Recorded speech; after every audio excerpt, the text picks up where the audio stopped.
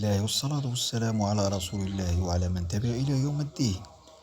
أعلنت وزارة العدل عن مسابقة لفتح 500 طالب برتبة قاضي، حيث تمتد التسجيلات ما بين 18 و28 جوان. ستنشر التفاصيل لاحقا. وتخص المسابقة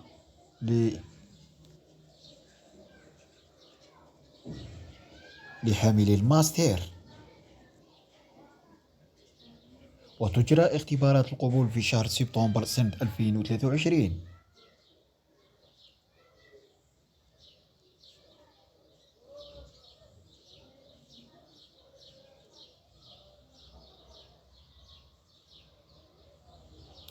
وستكون هذه المسابقة على أساس الاختبارات. لا تنسوا الاشتراك في قناتنا ليصلكم الجديد عبر قناة ناشر العلم والمعرفة. السلام عليكم ورحمة الله.